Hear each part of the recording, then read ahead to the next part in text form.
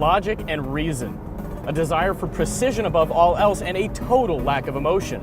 Yeah, if Vulcans designed cars, that's probably exactly what they'd be going for, and frankly, if that were the case, the cars they come up with would probably look an awful lot like what's coming out of Germany these days. I mean, Audi, Mercedes, Benz, BMW, and Porsche make spectacular products, but there's a certain something that they're just lacking.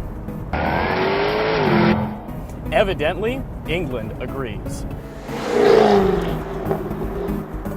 The Jaguar F-Type isn't logical, it isn't reasonable, and I'm willing to bet my house that Spock wouldn't understand it. But you know what? Spock.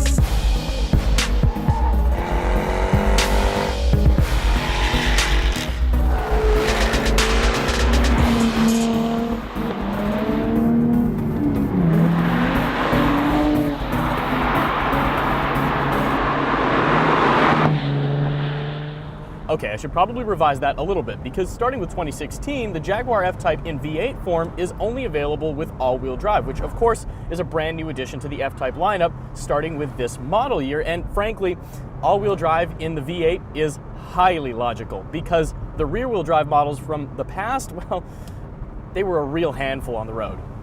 That's not the only change to the F-Type for the 2016 model year, but it is undeniably the most important one, because it means that both in 6 and 8-cylinder forms, this is going to be a usable car year-round. Additionally, the new all-wheel drive system should also make the F-Type much more usable at, say, a road course?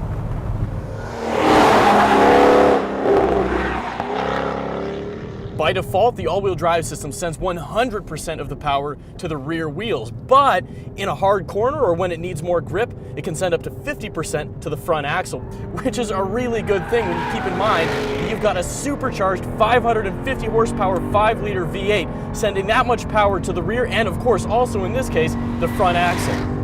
Now, one thing you might know about the F-Type already is that it uses hydraulic power steering. Except for 2016, Jaguar is introducing electric power steering to the car, and if anything was lost in the process, I gotta tell you, I really don't feel it.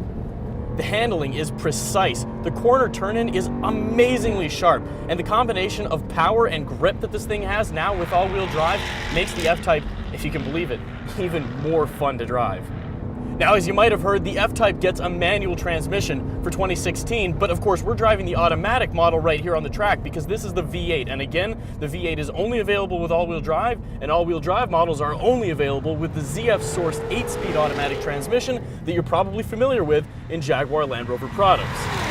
But by no means is that a bad thing. As we've said before, the 8-speed is particularly responsive, it's quick to shift, and it's very, very smooth in how it delivers those gear changes. Fittingly for a car with such a quick transmission, this is an impressive performance machine. You get carbon ceramic brakes, an adaptive suspension, and an exhaust note that sounds like nothing short of a middle finger aimed directly at the sky. It's loud, it's unapologetic, and it never wants to stop pulling through each of its 8 gears. It's absolutely impressive. Better still, the all-wheel drive system in this car makes it totally approachable, and for $129,000, it really should be, shouldn't it? Probably, but it gets even better because the F-Type comes with a 5-year, 60,000-mile warranty as well as 5 years of free scheduled maintenance. Best of all, you don't even have to spend above 6 figures to get a car that's really worth owning. The least expensive F-Type starts at just under $66,000, although the car you really want to get is the V6S, and that one starts at just about $78 grand. For the extra 12 Gs, Jaguar checks off all of the must-have boxes.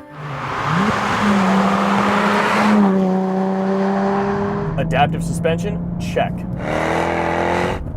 Sports seats? Check.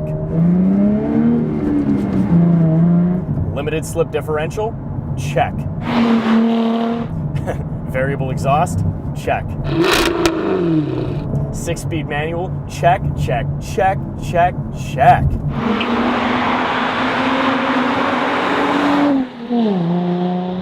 Jaguar says they're going after the 911 with the F-Type, and to a certain extent that makes sense. I mean, the V8 model makes roughly as much power as a 911 Turbo, and this car, the V6S, it lines up pretty closely with the base Carrera, but they really aren't the same car.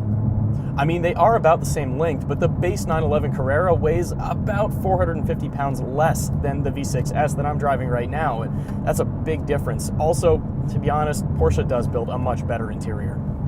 Then again, the weight distribution in this thing is pretty much perfect.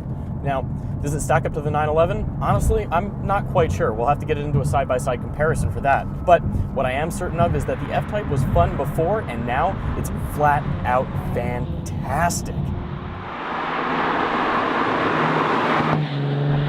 Shifts are short, the gear changes are precise, and the supercharged V6 responds to your right foot readily to make downshifting and heel-toe shifting an absolute pleasure. I mean, pedal placement is almost perfect in this car.